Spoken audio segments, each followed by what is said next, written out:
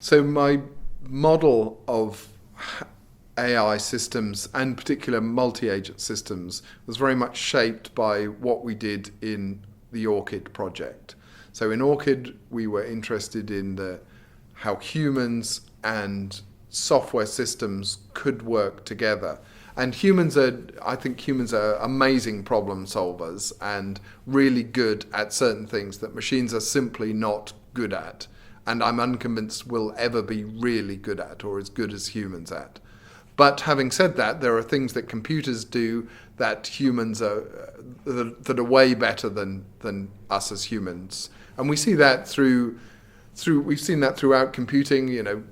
Computers can add up better, faster, more accurately than people can. So then you have things like spreadsheets that come into operation and automate some of those tasks.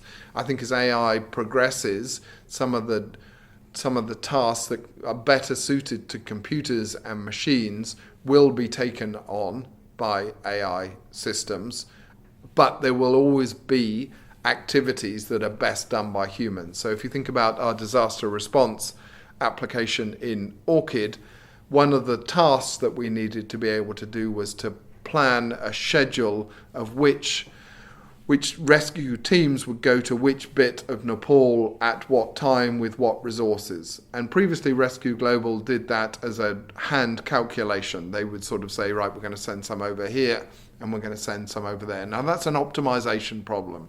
You have a set amount of resources, a set amount of time, some priorities, and actually machines are very good at solving those sorts of things. And so we automated that.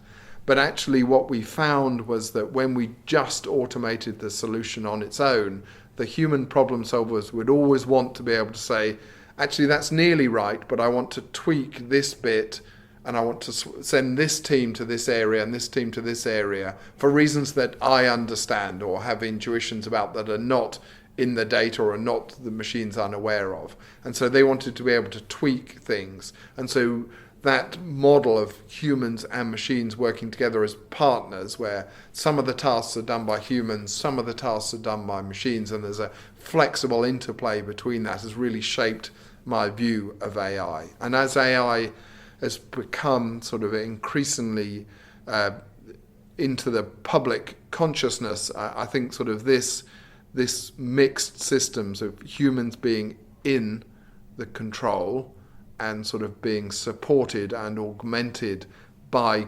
smart computer systems is starting to gain prominence. A lot of the early debates were about full automation, where you take humans out of the loop and you just automate everything. And while that might work in some cases, I think the dominant paradigm for where we're going to see AI deployed in the future is in these mixed human-AI partnerships.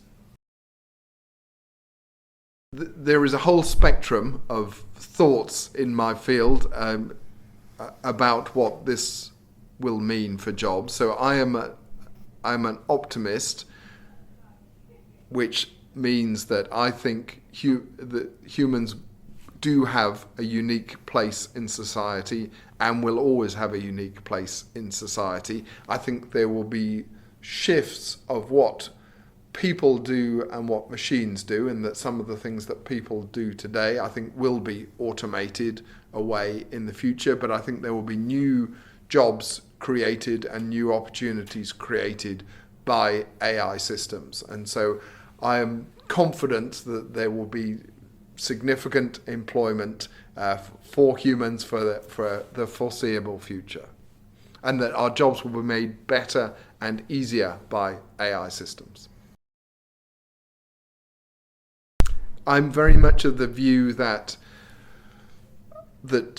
variety and heterogeneity in decision making is a really good thing to be able to do, and so I like sort of to see AI systems as a challenger or as a checker for human decision making. So if you think about some of the medical diagnosis and medical applications of AI systems, I think actually a number of the protocols involve two humans making decisions. So if you're looking at radiograms and cancer images and those sorts of things, you waste a lot of time by having two people looking at it. I think it's much more sane to have a person looking at it and a machine looking at it. They detect different things and sort of challenging one another. So the machine saying to the human, why have you passed this one, or why do you want to focus attention on this? So I think they're good cross checks and good counterbalances of one another.